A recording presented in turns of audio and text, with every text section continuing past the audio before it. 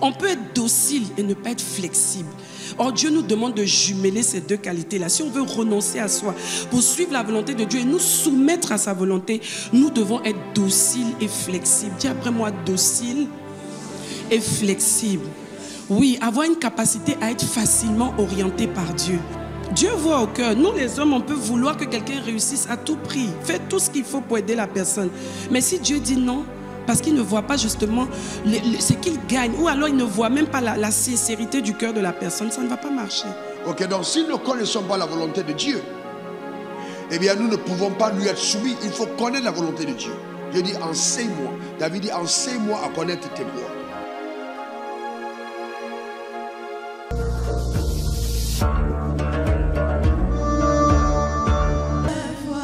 Je me mets à part ce matin, Seigneur. Nous nous mettons à part au devant de ton saint trône. Nous réalisons l'urgence de l'enjeu que tu places sur la vie de chacun d'entre nous pour être des relais du royaume, des relais de l'expansion de ton royaume. Et Seigneur, nous voulons te dire que nous sommes volontaires. Nos cœurs sont volontaires. Nous sommes engagés, Seigneur. Nous avons mis la main à la charrue. Et plus jamais, Seigneur, nous ne regarderons en arrière. Nous comptons sur ta grâce, Seigneur, pour nous conduire tout au long du reste de notre chemin de destinée sur cette terre, afin que nous puissions entrer dans ta présence avec joie et paix. Et que, Seigneur, toi-même, tu puisses nous dire, entre dans ma présence, bon et fidèle serviteur, parce que tu auras atteint mes objectifs sur la terre au nom de Jésus. Amen. Amen. Amen. Que Dieu vous bénisse, que Dieu nous bénisse tous. Ce matin, j'aimerais rendre grâce à Dieu pour la vie de notre père spirituel, le révérend Raoul Wafo, qui est pour nous un modèle en fait aussi d'obéissance, parce que c'est de ça qu'il sera question ce matin, l'obéissance à Dieu. Un modèle d'obéissance. Un modèle d'obéissance, c'est la capacité que quelqu'un a de dire oui au Seigneur, quel que soit ce que ça va impliquer, quel que soit le prix que ça va demander. Même si en route, parfois, il y a des choses qu'on n'a pas comprises, qu'on n'a pas peut-être su faire très bien au premier tour ou au premier essai. Mais le but, c'est d'aller jusqu'au bout et que Dieu puisse atteindre ses objectifs. Si nous sommes là ce matin, justement, c'est parce qu'il a obéi. Sinon, il n'y aurait pas le temple de la foi. On serait peut-être ailleurs, Dieu aurait trouvé un plan B, mais en tout cas, le plan de Dieu, c'était qu'on soit ici et que plusieurs nations soient bénies au travers de sa vie. Est-ce que tu peux bénir le Seigneur, acclamer le Seigneur pour la vie de son serviteur? Que Dieu continue de le bénir, de le remplir, de l'aiguiser pour qu'il soit tranchant et très, très, très, très utile entre les mains du Père. Que Dieu te bénisse toi aussi, qui continue de t'équiper, qui continue de nous équiper afin que nous puissions atteindre les buts au nom de Jésus. Tu peux t'asseoir dans sa présence. Merci Seigneur. Père, prends le total contrôle ce matin au nom de Jésus. Le thème de mon message ce matin, c'est l'obéissance à Dieu. L'obéissance à Dieu.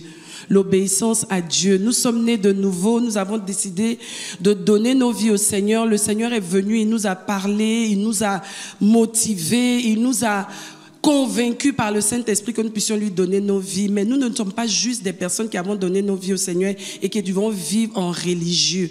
Il y a un objectif à atteindre, il y a un chemin qui est tracé, il y a des principes dans ce royaume, il y a une manière de faire dans ce royaume et nous devons adhérer justement à ce mode de vie. Obéir, c'est quoi? Obéir, c'est se soumettre à la volonté de quelqu'un, à un ordre, à un règlement. Obéir, c'est se soumettre à la volonté de quelqu'un, à un ordre, à un règlement.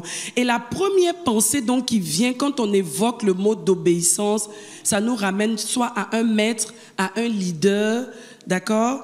Et aussi à un sujet ou à un inférieur. C'est-à-dire, quand on parle d'obéissance, c'est sûr qu'il y a quelqu'un qui est en autorité.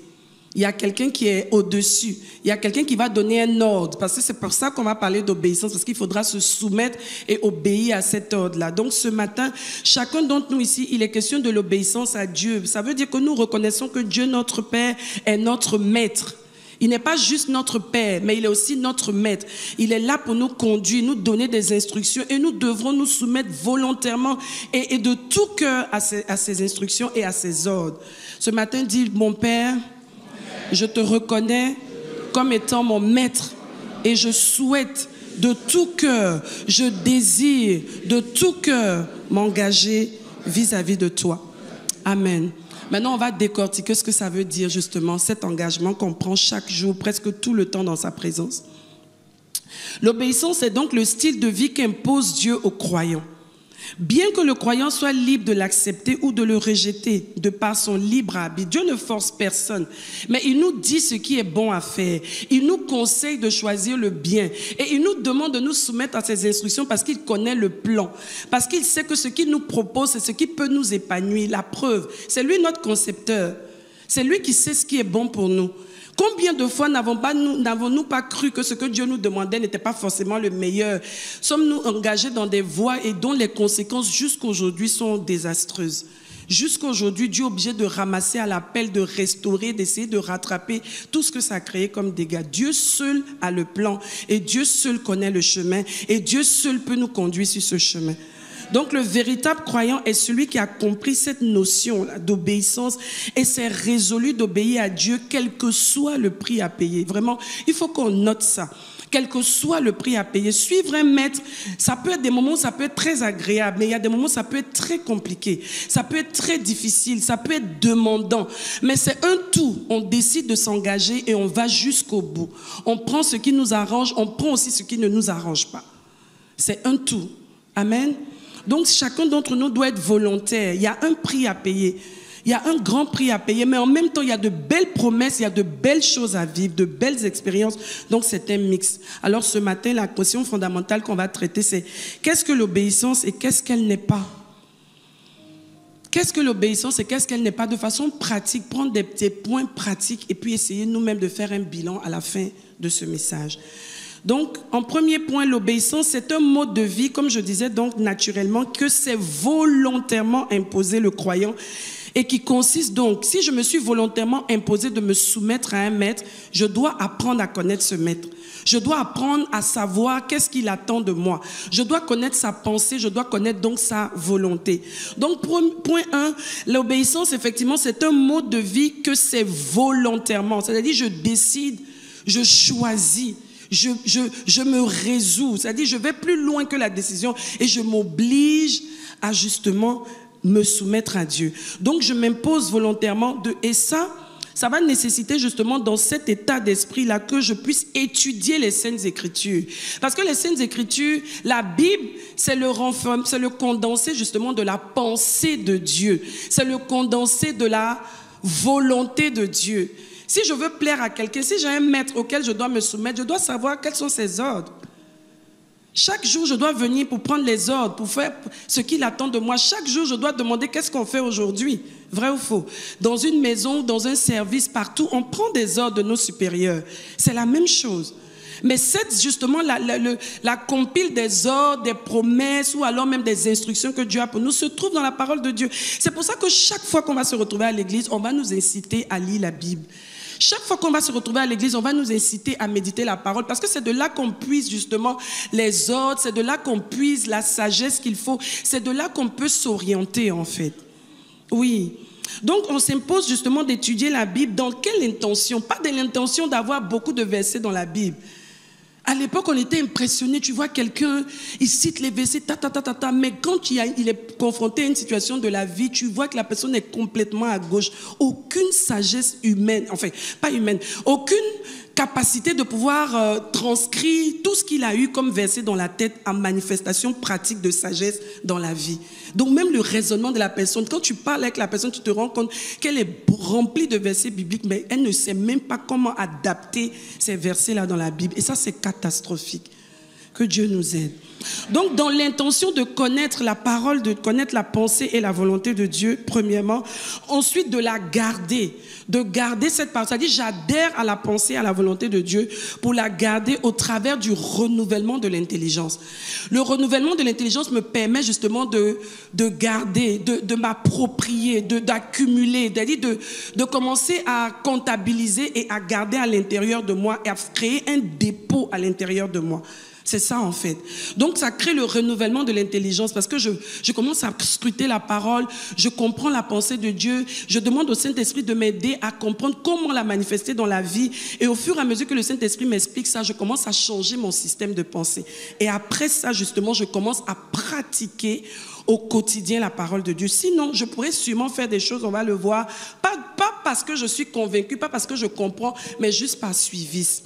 Et après, ça devient juste un religieux. Et Dieu ne veut pas de nous que nous soyons juste des religieux qui accomplissent des rites, qui suivent des formalités, mais des personnes qui marchent en bonne communion avec le Seigneur et qui atteignent les buts de Dieu. Ça va donc impliquer 3 choses, d'accord? Concrètement, 3 choses. Premièrement, se dissocier et oublier ses propres désirs pour être docile et flexible. Le fait que Dieu nous demande de renoncer à nous-mêmes, ça veut dire quoi? Quand Jésus dit de renoncer à soi, Jésus dit dans sa parole dans Luc 9, versets 23 à 24. Luc 9, 23 à 24, il dit « Ensuite, Jésus dit à tous, si quelqu'un veut venir avec moi, il ne doit plus penser à lui-même. Chaque jour, il doit porter sa croix et me suivre. » Verset 24. « En effet, celui qui veut sauver sa vie la perdra. » C'est-à-dire celui qui pense qu'il est suffisamment fort pour gérer sa vie, il va se détruire. Mais celui qui perd sa vie à cause de moi la sauvera. Donc pour nous, nous devons refuser justement de vivre selon notre propre volonté et nos propres désirs pour faire la volonté de Dieu. C'est ça en fait le renoncement à soi. Je me dissocie, c'est-à-dire maintenant c'était comme ça que je voyais les choses, c'était les buts que je poursuivais, je me dissocie d'abord, je dis ça je ne me retrouve plus dedans, je cherche à savoir quelles sont les pensées et les désirs de Dieu et ensuite j'oublie même carrément pour pouvoir ne même pas avoir à faire de mélange, je me dissocie et j'oublie carrément et je m'engage résolument dans la volonté de Dieu, dans la pensée de Dieu et je poursuis cela. Ça va demander donc d'être docile. C'est quoi le fait d'être docile? Quelqu'un de docile, c'est quelqu'un qui obéit facilement, qui a une bonne disposition à se laisser instruire et conduire. Il y a des personnes, dès qu'ils pensent qu'ils connaissent déjà un peu, dès qu'on essaie même de leur faire une petite remarque, juste pour améliorer peut-être, ou donner un autre éclat justement à la connaissance qu'ils ont déjà, tu sens tout de suite que la personne est braquée en fait. Il y a des personnes qui ne sont pas dociles. Dieu a besoin que nous soyons des enfants dociles. Un enfant docile, c'est un enfant à qui on peut facilement dire, ça c'est pas bon, change ça. Même s'il pensait que c'était vrai, même si truc, mais il est prêt, ok, ça c'est pas bon, j'arrête. Il est docile, promptement et facilement, il accepte de se laisser conduire et de se laisser instruire. Que Dieu nous aide à être comme ça. Il doit être flexible. Donc, renoncer à soi, ça va demander de la docilité, ça va demander d'être flexible. Quelqu'un de flexible, c'est quelqu'un qui est susceptible de s'adapter à toutes les circonstances. C'est-à-dire, si Dieu dit qu'on va, c'est-à-dire Dieu te tord dans un sens parce qu'il veut te donner une nouvelle forme, il est prêt à aller dans ce sens. Il s'adapte à toutes les circonstances, quel que soit ce que Dieu demande, quel que soit ce que ça va imposer comme nouveau panorama, nouveau système de fonctionnement, il est prêt à y aller. Pourquoi? Parce qu'il est flexible. On peut être docile et ne pas être flexible. Or, Dieu nous demande de jumeler ces deux qualités-là. Si on veut renoncer à soi pour suivre la volonté de Dieu et nous soumettre à sa volonté, nous devons être dociles et flexibles. Dis après moi, docile et flexible. Oui, avoir une capacité à être facilement orienté par Dieu. Pas avoir la tête raide, des gens à qui on parle, fais ça, non. Tu discutes, non. Ok, Saint-Esprit, je ne comprends pas bien, explique-moi. Et le Saint-Esprit est là pour nous conduire dans toute la vérité. Amen. Luc 14, verset 27 et verset 33.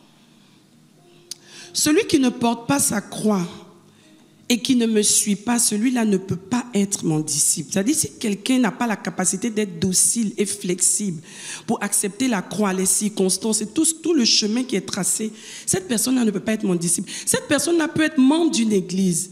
On peut la compter dans une église, on peut l'encenser dans une église, mais moi, je ne la considérerais pas comme un disciple.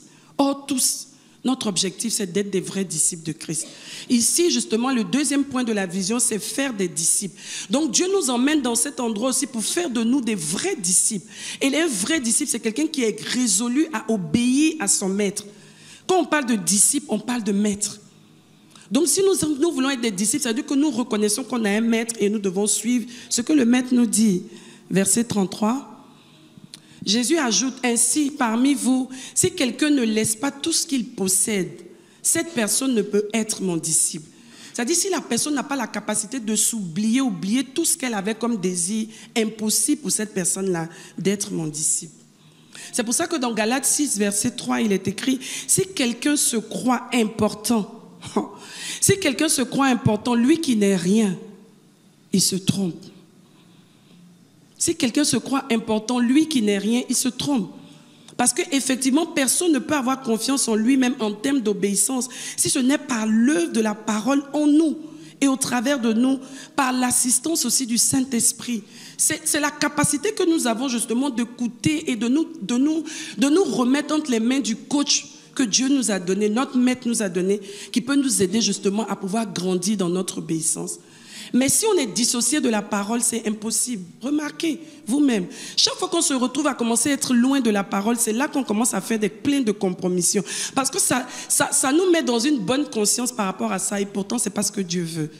Donc nous devons rester attachés à la parole. C'est notre attachement à la parole qui va nourrir en nous l'élan de pouvoir toujours aller dans le sens de ce que Dieu nous demande. C'est pour ça que la Bible dit dans Matthieu 5, verset 3, « Heureux les pauvres en esprit, car le royaume des cieux est à eux. » Ça veut dire heureux ceux qui reconnaissent qu'ils ont besoin d'être constamment nourris et en communion avec la parole de Dieu pour maintenir leur élan de dépendance et d'obéissance à Dieu. Sinon, à un moment donné, tu peux commencer parce que Dieu t'a béni ou bien pour que Dieu a commencé à t'élever. Si on ne fait pas attention, on peut commencer à avoir la grosse tête. Mais si nous restons en communion avec la parole, ça va nous continuer de nous garder dans cet élan-là. Je dépends de Dieu. Si j'ai pu faire ça, c'est grâce à Dieu. Et je continue parce que je veux atteindre les objectifs de Dieu. Je me soumets davantage.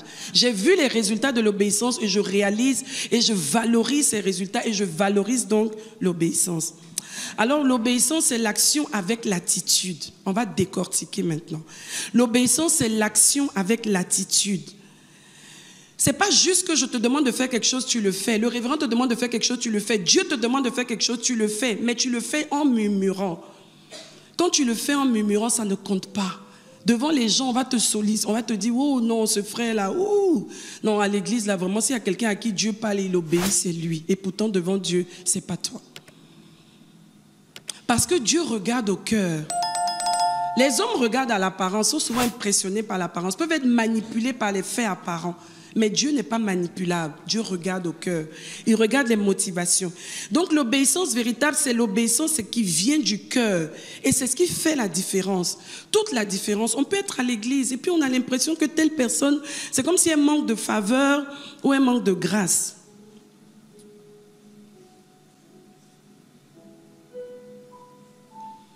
Elle manque de faveur ou elle manque de grâce. Ou bien on prie pour elle, on a l'impression que rien ne va. Mais quel est son cœur ? Dieu voit au cœur. Nous, les hommes, on peut vouloir que quelqu'un réussisse à tout prix. Faites tout ce qu'il faut pour aider la personne.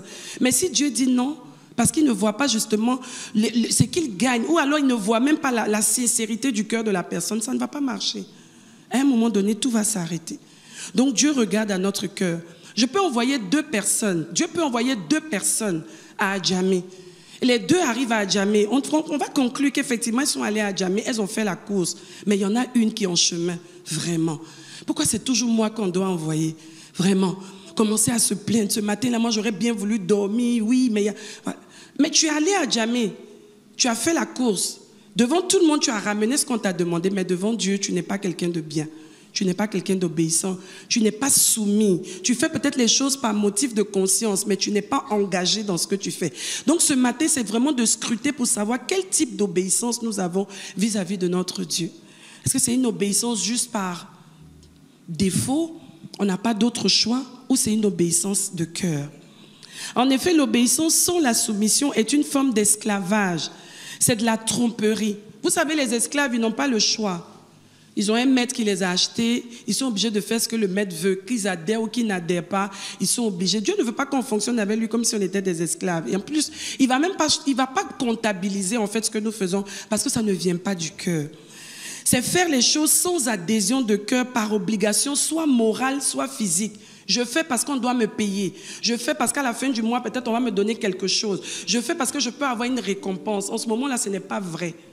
Dieu ne considère pas cela comme quelque chose de vrai parce qu'il se dit, c'est parce que tu n'as pas le choix. C'est parce que tu as une obligation morale. Bon, c'est mon père, si je lui dis non, c'est quand même Dieu et tout, je vais le faire. Mais bon, je ne suis pas vraiment engagée, je ne suis pas vraiment concernée. il y a problème. Petit 2, le deuxième point, c'est que l'obéissance n'est pas une simple requête ou une option pour le chrétien, c'est une obligation. On doit le retenir. C'est pas que je choisis, comme on l'a dit au départ, mais il faut que ce soit noté comme ça.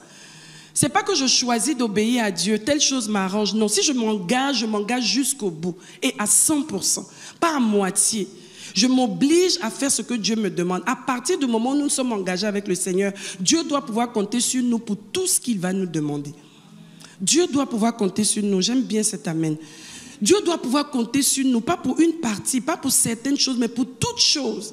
Et comme Dieu sait qu'il peut compter sur toi, Dieu peut te demander de faire des choses qui vont réjouir son cœur. Et Dieu va forcément t'élever parce qu'il voudra que tu sois un modèle pour tous ceux qui sont encore en phase de rébellion. C'est comme ça que Dieu travaille. 1 Pierre 1, versets 14 à 15.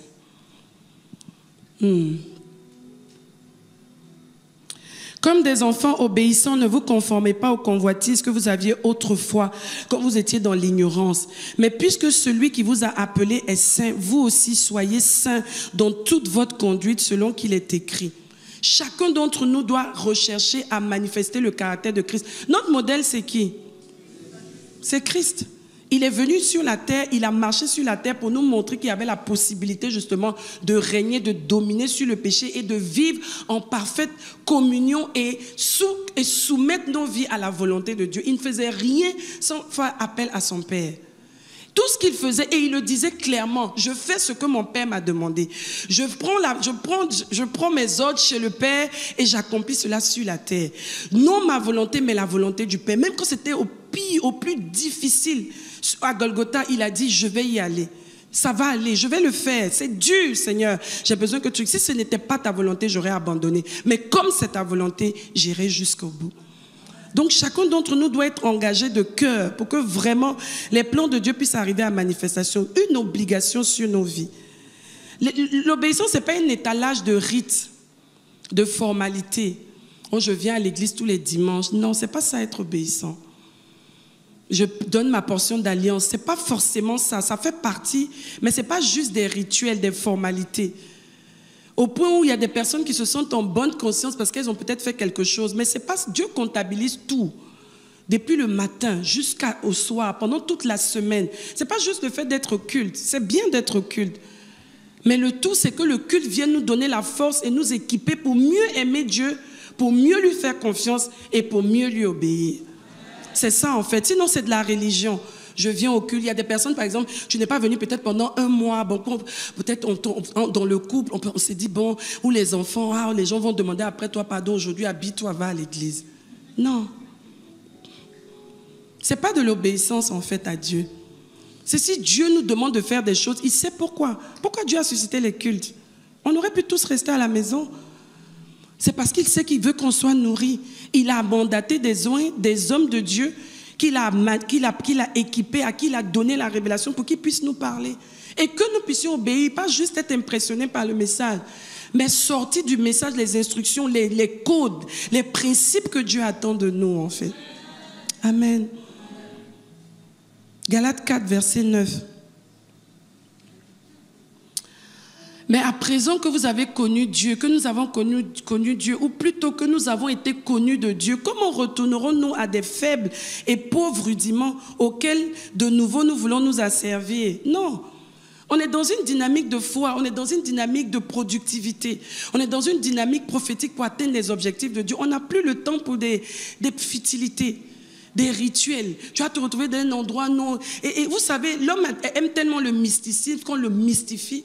Si on disait que bon, ok, pour entrer au culte là, le matin quand tu arrives, tu fais 2 pas, pas plus, 2 pas, tu enlèves tes chaussures.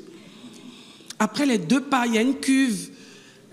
À la 2e marche des escaliers, il y a de l'eau dedans. Il ne faut pas qu'une goutte d'eau tombe sur la 3e marche. Et puis après, quand tu arrives, vous auriez vu comment les gens allaient arriver au culte. C'est-à-dire qu'on entre là, tout le monde dit, personne n'allait sur son téléphone. Non, mais c'est vrai en plus. Même si Dieu a ôté justement toutes ces formalités, parce qu'il ne veut pas que ce soit le formalisme qui nous emmène à avoir à une présentation ou bien à donner une certaine impression. Non, il veut que nos cœurs soient engagés. Quand on te donne même la liberté d'utiliser ton téléphone et que tu dises je range mon téléphone parce que je suis dans la présence de Dieu. C'est ça que Dieu veut, pas les rites, pas les formalités. Non, non, non, il veut le cœur engagé. Amen. Ce n'est pas ce que nous faisons aussi pour être récompensés. Ce n'est pas ça l'obéissance. Non. Oh non, vraiment. Il y a des choses que Dieu te demande de faire personnellement. Évangélise ta voisine depuis. Parle-lui du Seigneur. Non, on ne le fait pas. Mais après qu'on voit qu'il y a un problème, les choses coincent dans nos vies. Ok, je vais commencer à évangéliser. Parce que j'ai besoin que Dieu intervienne dans ma vie. C'est bien. Dieu utilise les problèmes que nous avons. J'ai bien aimé à la réunion des ouvriers, quand le révérend disait qu'on prend tout le monde. Dieu prend tout le monde. Ce n'est pas à nous de trier, en fait. Tous nos problèmes, là, si ça peut nous emmener vers Dieu pour trouver une solution, gloire à Dieu. Une fois que nous allons arriver au Seigneur, lui-même va rectifier les motifs. Il va rectifier les motivations. Donc, chacun d'entre nous doit s'engager justement à rechercher, à faire la volonté de Dieu. Pas parce que j'attends forcément quelque chose. Parce que je veux être récompensé. Gloire à Dieu pour la récompense. Elle viendra. Mais ce n'est pas ça qui doit motiver. Sinon, je ne serai pas vrai. Je serai dans le calcul. C'est ça qu'on appelle une calculatrice ou un calculateur. Je fais tout ça bien. Je donne l'impression que je suis engagé, j'adhère. Non, mais parce que je sais que si je ne fais pas ça, je n'aurai pas la récompense. Donc, je le fais pour la récompense. Matthieu 6, verset 1 à 2. Matthieu 6, verset 1 à 2. Gardez-vous de pratiquer votre justice devant les hommes pour en être vus. Autrement, vous n'aurez point de récompense auprès de votre Père qui est dans les cieux. C'est la récompense. De toute façon, la récompense, c'est Dieu qui la donne. Ce ne sont pas les hommes. Les hommes peuvent donner des titres, ils peuvent te dépanner, ils peuvent te donner des petites choses. Mais c'est Dieu qui récompense fondamentalement. Donc, c'est à lui que nous devons chercher à plaire avec notre cœur, puisqu'il regarde au cœur. Amen. Ce n'est pas ce que nous faisons aussi pour éviter d'avoir mauvaise conscience. C'est-à-dire ce qu'on fait sans adhésion de cœur, mais par motif de conscience pour ne pas se sentir coupable.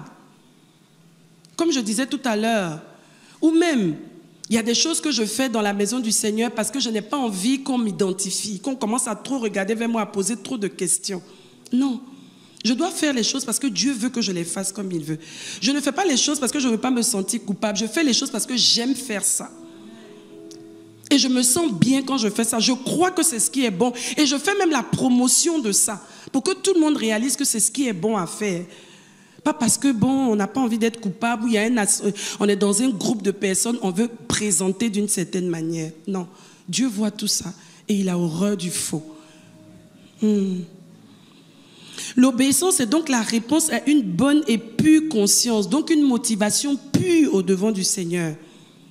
Vrai. Dieu aime les gens qui sont vrais. Les gens qui ont des bons motifs. On est là, on fait les choses parce que Dieu aime. Pas parce que le révérend est là, pas parce que telle personne me voit. Non, on fait ça parce que Dieu nous voit. C'est pour ça que Dieu récompense beaucoup les personnes aussi qui travaillent dans le secret. Oui, les personnes qui travaillent dans le secret de tout leur cœur. Même si personne ne les voit, Dieu les voit. Et Dieu sait les récompenser plutôt que peut-être certaines personnes qui font des choses très visibles, mais très fausses. 1 Timothée 3, verset 9. 1 Timothée 3, verset 9. Il faut donc que nous gardions la vérité de la foi avec une conscience pure. Nous devons toujours travailler sur notre motivation. C'est pour ça que tous les jours, nous devons garder notre cœur. Parce que le diable est très subtil. Il sait qu'aussi longtemps qu'il a infiltré ton cœur, qu'il commence à polluer ton cœur, et que tes motivations ne sont plus pures, il t'a déjà atteint. C'est pour ça que justement, chacun d'entre nous doit veiller. Ce n'est pas Dieu qui veille sur nos cœurs. C'est nous-mêmes qui veillons. Je me rends compte que je chante maintenant là. C'est comme si quand je chante, je cherche à voir si tout le monde acclame. Non, le Saint-Esprit va commencer à m'interpeller pour dire attention. Là maintenant, tu n'es plus en train de faire les choses pour Dieu, mais tu es en train de faire les choses pour toi. Le révérend parlait de quelque chose de très fort. J'ai réécouté ça et ça m'a vraiment interpellé aussi.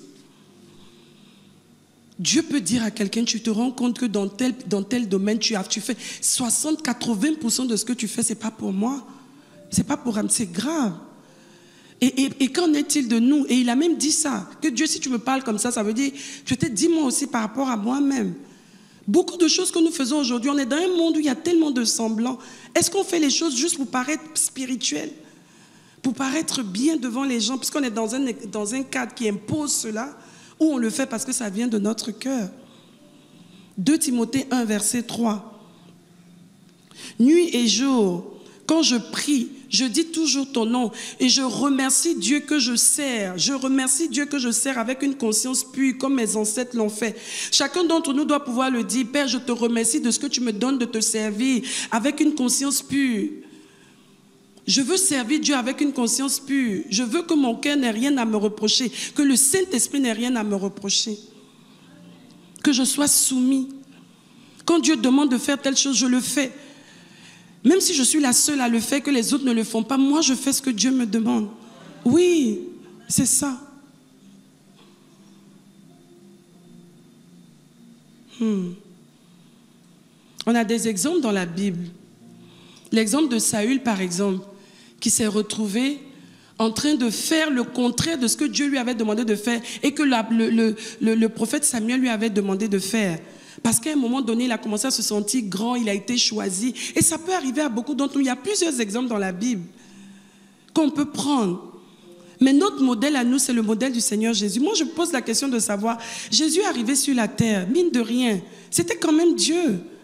Il a siégé au conseil de Dieu. Il pouvait arriver sur la terre, puis à un moment donné, il se rend compte que les gens le méprisent tellement. Il dit, mais attends, vous là, est-ce que tu sais que c'est à cause de moi que votre nez même est comme il est là? Je fais partie du conseil. Oui. Quand on devait même choisir, comment on devait créer l'homme et tout ça, voilà comment ça s'est passé. Il y a des gens qui souvent pensent qu'ils ont besoin de se faire valoir, au lieu de laisser Dieu les faire valoir. Et quand c'est comme ça, à un moment donné, tu tombes dans une espèce de vantardise, dans une espèce d'orgueil qui ne dit pas son nom, et tu passes à côté de ce que Dieu veut faire, dans l'humilité. L'obéissance va demander que nos cœurs soient soumis. On parle de soumission et on parle aussi d'humilité. Pour se soumettre, il faut être humble. Si tu n'es pas humble, tu ne peux pas te soumettre. Le Seigneur Jésus est venu. Parfois, j'imagine la vie de Jésus. Je me dis, mais parfois, il regardait les gens comme ça. Il dit, vraiment. Mais chaque fois, il se rappelait, je dois me soumettre. Je suis là pour un objectif. Un matin, il pouvait descendre. Il dit, bon, vous tous là, le feu sur vous.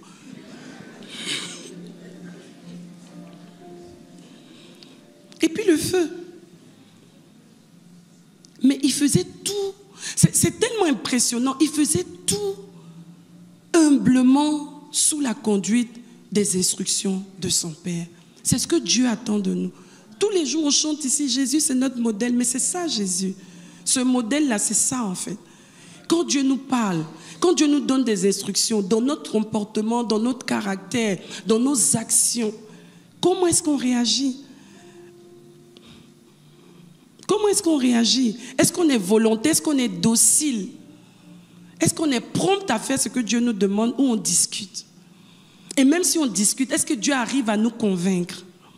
Parce qu'on peut discuter, parce qu'on ne comprend pas. Mais Dieu qui est patient nous expliquera pour nous emmener à adhérer afin que nous puissions nous soumettre de cœur.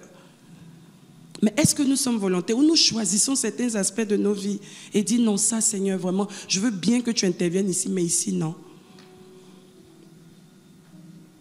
Que Dieu nous aide. Que Dieu nous aide vraiment à être des enfants obéissants. Obéissants, c'est Dieu qui veut ça. Et si nous avons choisi de vivre pour le Seigneur, de vivre par Christ, nous devons justement marcher dans l'obéissance. Notre exemple parfait, c'est Jésus. Un modèle d'obéissance à copier. Éphésiens 4, verset 13. Éphésiens 4, verset 13. Alors tous ensemble, nous aurons peu à peu de même... Non, la version 8 secondes, s'il vous plaît. Elle est beaucoup plus explicite.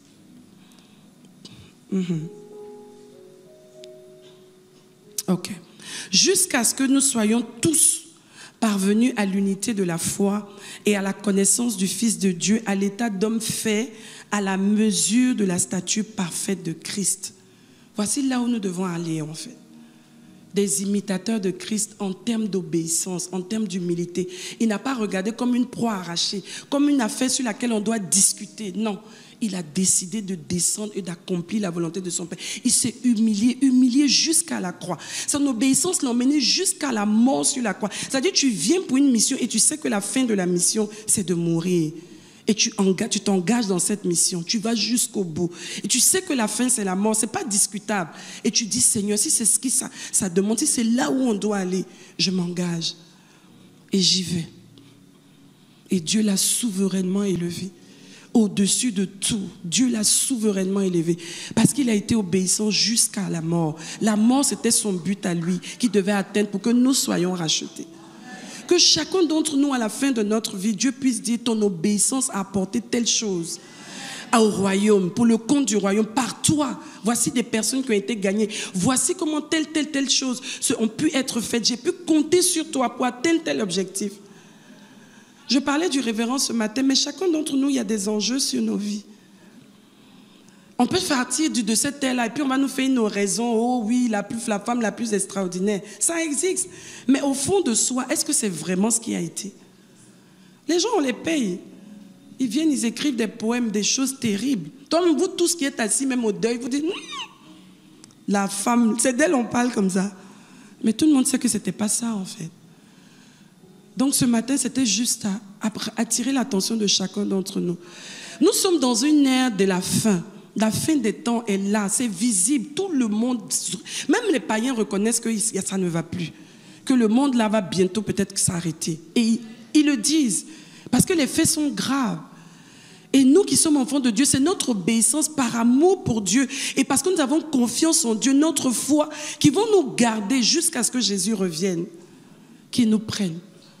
Que chacun revienne à l'obéissance vraie, l'obéissance sincère, l'obéissance pure, avec de bons motifs qui nous emmènent à être challengés pour avancer pour Dieu. Pas par compétition, pas pour impressionner, mais juste pour satisfaire le cœur de celui qui nous a appelés.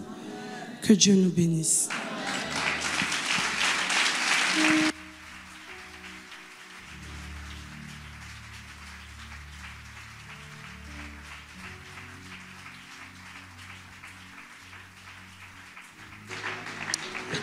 Eh bien, nous allons prier. On va prier, on va avoir un temps de prière. Dans Hébreux 11, verset 24, il est écrit,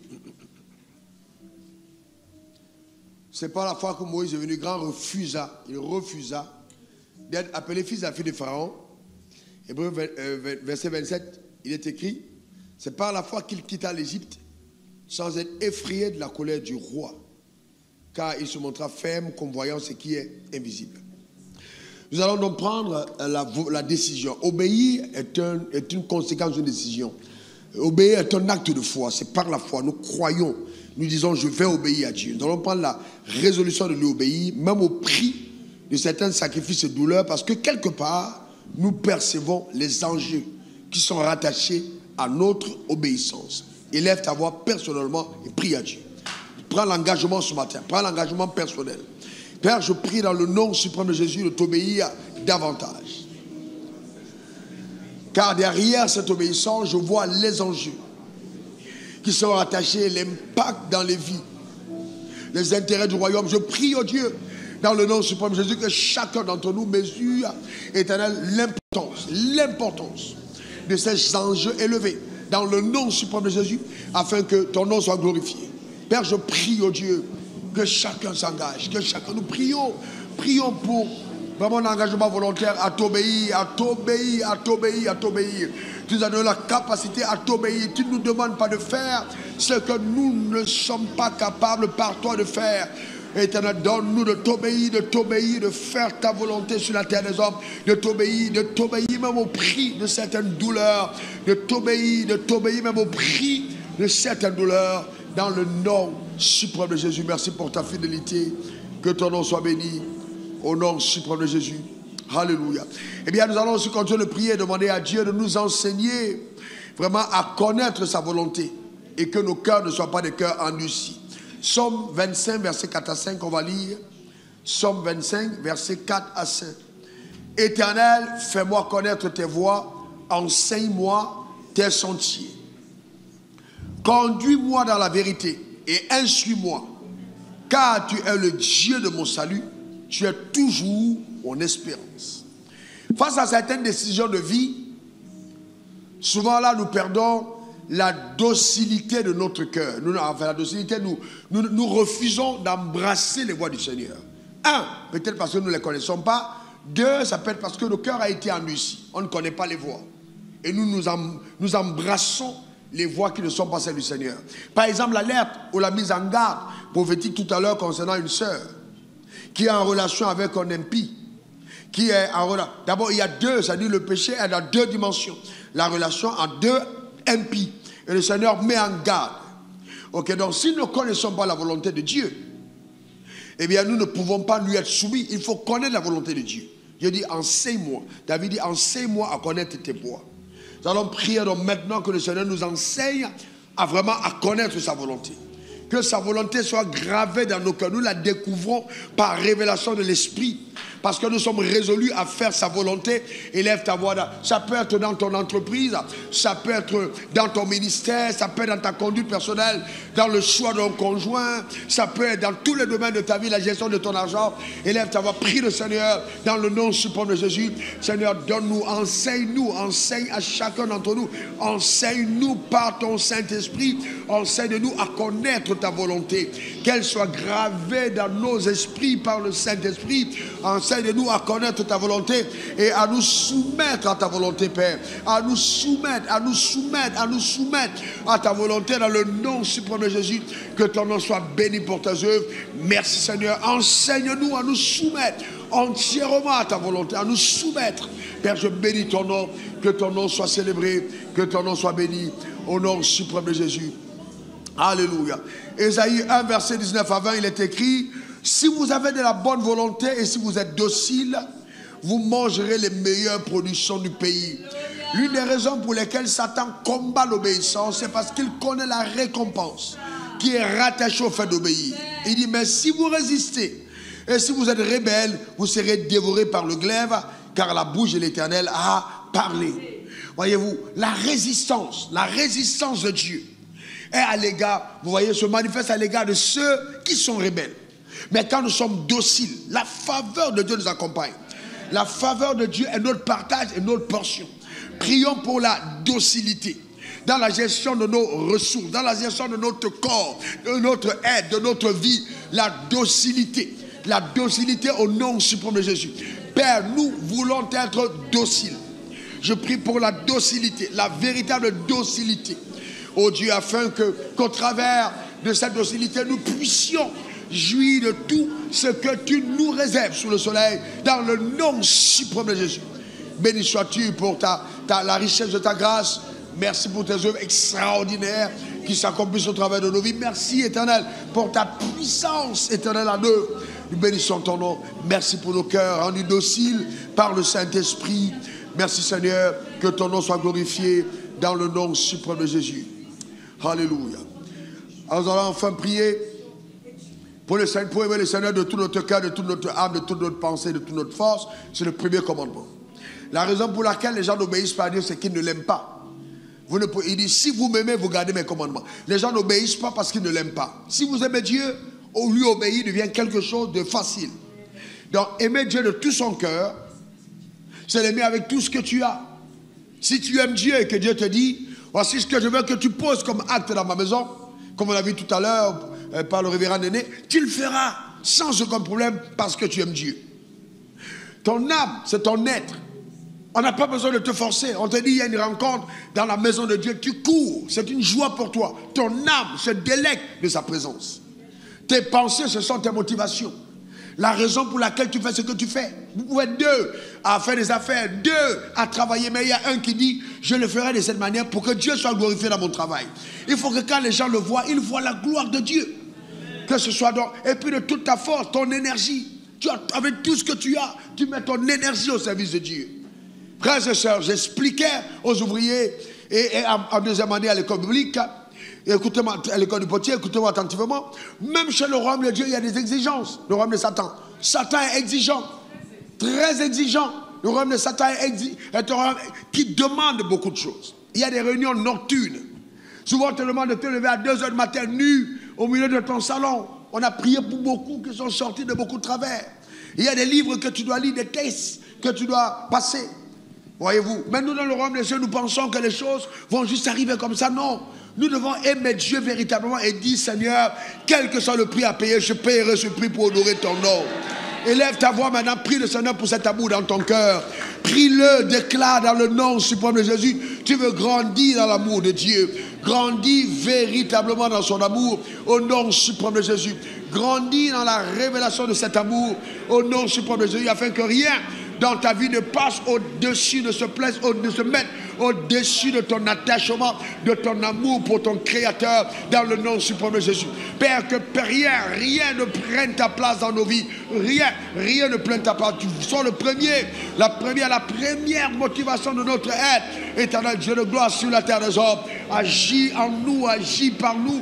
Éternel, ton amour sature nos âmes, et que Seigneur, conduit par cet amour, nous fassions ta volonté parfaite sur la terre des hommes. Nous connaissons ta bonté à notre égard. Nous connaissons, Seigneur, tes desseins. Nous voulons nous soumettre à tes voies. Tu n'es pas un tyran. Tu n'es pas, Éternel, le Dieu, un tortionnaire. Non, tu es un Dieu aimant. Tu nous as aimés le premier. Tu veux notre bien. Tout ce que tu nous demandes de faire, c'est pour notre bien. Aide-nous à t'aimer véritablement, à ne pas être séduit par Satan, séduit dans le nom suprême de Jésus. Béni sois-tu, que ton nom soit glorifié, que ton nom soit béni, que ton nom soit exalté. Merci pour ta grandeur, honneur, gloire, règne, triomphe à toi, dans le nom suprême de Jésus.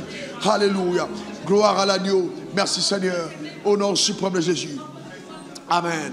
Amen, amen. Vous voyez, la Bible dit de ne pas se borner par ses faux raisonnements, mais de mettre la parole de Dieu en pratique.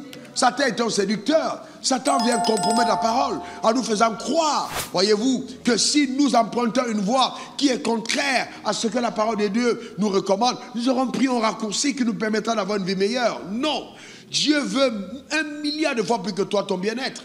Et chaque fois que Dieu te demande de faire quelque chose, il le demande toujours pour ton bien. Dieu n'est pas tortionnaire, non. Dieu n'est pas un tyran, non. Dieu c'est un Dieu aimant, c'est un bon Dieu. Il dit, mon petit troupeau ne craint point, c'est de mon bon plaisir de te donner le royaume. Quand Dieu t'accorde la bénédiction et qu'il te donne de l'argent et qu'il te redemande 10%, 15, 20%, ce n'est pas pour te rendre pauvre. Non, c'est pour te permettre de jouir de ce qu'il t'a donné. C'est sa sagesse et son intelligence qu'elle te demande de te garder. Ce n'est pas parce qu'il n'a pas envie que tu ne jouisses pas de la vie, mais il sait qu'en te gardant, tu jouiras bien de la vie. Il n'a pas envie que tu sois détruit. Il sait exactement ce qu'il y a de meilleur pour toi. Frères et sœurs, que cette obéissance engage notre esprit, notre âme et notre corps. Que nous soyons trouvés obéissants à Dieu, quel que soit le prix à payer, et que nous puissions nous-mêmes avoir entre nos mains des témoignages de notre obéissance. Vraiment des choses qui prouvent notre obéissance, des témoignages de notre obéissance. Que ce ne soit pas de la bouche, mais qu'on ait des preuves en disant, voici la preuve de mon obéissance à Dieu, comme un mémorial au nom suprême de Jésus. Acclamons le Seigneur, que Dieu bénisse son âme. Acclamons le Seigneur. Alléluia. Amen. Moïse, quand on le verra au ciel, eh bien, quand dans notre causerie, je lui demanderai comment il s'est senti quand il a laissé le trône pour aller dans le désert. Comment il s'est senti quand il a renoncé au fait d'être le successeur de Pharaon. Quel était son état d'âme? J'ai bien envie de savoir. Mais c'est ça justement la preuve de son obéissance. Voilà ce qui prouve qu'il avait obéi. Il a refusé d'être appelé fils, la fille de Pharaon. Pharaon n'était pas un cordonnier. Pharaon n'était pas un homme pauvre du coin. Non, Pharaon n'était pas un éboueur. Pharaon était la première personnalité de l'époque. Je ne suis pas en train de mépriser les cordonniers, non. Mais je suis en train de dire qu'il était le roi de l'époque. Je ne suis pas en train de mépriser les éboueurs, non. Mais je dis qu'il était le roi de l'époque. C'est ce qu'il était. Mais il a renoncé. Dans ton obéissance te coûtera quelque chose. Souvent quitter le lit même à 1h du matin pour prier, ah oui, ça te coûtera quelque chose. Et certains d'entre vous, c'est même peut-être ta carrière. Tu es appelé et puis Dieu te dit laisse tout tomber, va implanter le temple de la foi à Korogo. Et puis oui, c'est parce que l'obéissance, c'est facile quand il n'y a pas un prix à payer. Ah oui, Dieu te demandera, il parlera à quelqu'un d'entre vous, il dira voici ce que j'attends de toi. Cette obéissance te coûtera quelque chose. Bien frère, que Dieu bénisse ton âme. Mais in fine, au bout de tout, l'obéissance est toujours couronnée de gloire. Toujours couronnée de gloire.